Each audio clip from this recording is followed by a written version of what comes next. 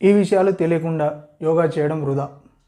యోగా నియమాలు తెలుసుకొని చేస్తే మీకు సరైన ఫలితం ఉంటుంది. పతంజలి, ఈ పేరు వినే ఉంటారు, అదొక బ్రాండ్ నేమ్ కాదు. పతంజలి మహర్షి యోగా కనిపెట్టాడు అని అందరూ అనుకుంటారు. యోగా కనిపెట్టలేదు. అప్పటికే పూర్వం ఋషులు దేశంలో వివిధ రకాల ఆసనాలు చేయడం ద్వారా పతంజలి మహర్షి ఆ ఆసనాలన్నింటినీ క్రోడీకరించి సూత్రబద్ధంగా రచించాడు. ఆ నియమాలే భారతదేశంలో అదే ప్రామాణికం, అదే అందరూ చెప్తారు. సో దాంట్లో నియమాలు ఇప్పుడు కొన్ని ముఖ్యమైనవి తెలుసుకుందాం. అవి తెలియకుండా మీరు చేయడం వృధా. కాబట్టి ఈ వీడియో చివరి వరకు చూడండి. నేను శ్రీనివాస్, యోగా టీచర్.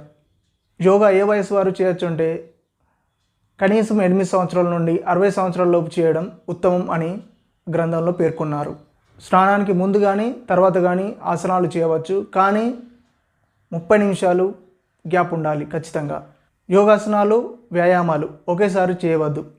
ఒకవేళ మీరు వ్యాయామం చేస్తే దాని తర్వాత శవాసనం వేసి ఒక 2 నిమిషాలు విశ్రాంతి తీసుకొని ఆ తర్వాత యోగాసనాలు మీరు మొదలు పెట్టవచ్చు. అదే ఉత్తమం. ఒకవేళ తింటే పొద్దున తినరు, ఒకవేళ సాయంత్రం తింటే, ఒకవేళ భోజనం తింటే దానికి 4 గంటల తర్వాత ఆసనాలు వేయవచ్చు. లేదా టిఫిన్ లాంటిది, అల్పాహారం లాంటిది తింటే 2 గంటల తర్వాతనే వేయాలి. అలాగని ఖాళీ కడుపుతో వేయవద్దు. ఆకలితో కూడా యోగాసనాలు వేయడం మంచిది కాదు, గుర్తుంచుకోండి. ముఖ్యంగా ఇది మహిళల గురించి తప్పక గుర్తుంచుకోండి.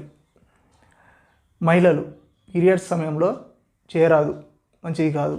మరియు గర్భిణీ స్త్రీలు ముఖ్యంగా 5 నెలల తర్వాత అస్సలే వేయకూడదు.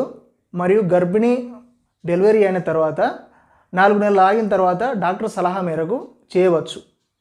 రోజు కనీసం అరగంట ఆ పైన చేస్తే మంచి ఫలితం ఉంటుంది.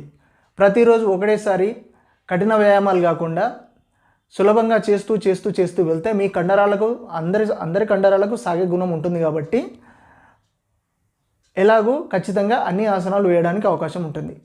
కానీ ఇక్కడ ఒక విషయం గుర్తుంచుకోండి, యోగా కదా అని చెప్పేసి అన్ని ఆసనాలు వేయడానికి లేదు. ఋషులు ముఖ్యమైనవి 84 ఆసనాల గురించి చెప్పారు.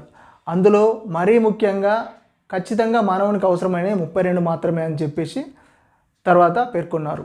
ప్రతి ఆసనం 20 సెకండ్ల నుంచి 1 నిమిషం వరకు వేయవచ్చు. ఆసనాలు వేయినప్పుడు ఏం ఆలోచించకుండా శ్వాసపై ధ్యాస నిలిపి ఆసనాలు వేయాలి. యోగా 3 రకాలు: కండరాలతో చేసేది, ఊపిరితిత్తులతో చేసేది, మనసుతో చేసేది. Muscular yoga, respiratory yoga, mental yoga అని 3 రకాలు. ఆసనాలు 5 రకాలు: నిల్చుని చేసేవి, కూర్చుని చేసేవి, బోర్లా పడుకుని చేసేవి, వెళ్ళకిలా పడుకొని చేసేవి, తల క్రిందులుగా చేసేవి. యోగాసనాలు, ప్రాణాయామం, ధ్యానం 3 కలిపితేనే యోగా. అదే పరిపూర్ణ యోగా. యోగా మీరు గంట చేయాలనుకుంటే 30 నిమిషాలు యోగాసనాలకు కేటాయించండి, 10 నిమిషాలు ప్రాణాయామం కోసం కేటాయించండి, 20 నిమిషాలు ధ్యానం కోసం కేటాయించండి. యోగా చేసే సమయంలో ఏం తినాలి, ఎలా తినాలి అనే అనుమానాలు ఉంటాయి. ఇది వినండి.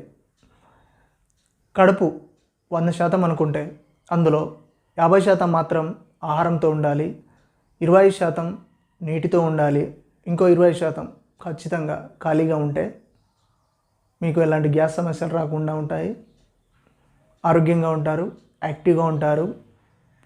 మీ శరీరం ఫిట్నెస్ సాధించడానికి అనువుగా ఉంటుంది.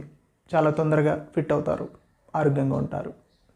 యోగా చేస్తే ప్రయోజనాలు ఏంటి అని తెలుసుకోవాలనుకుంటున్నారా?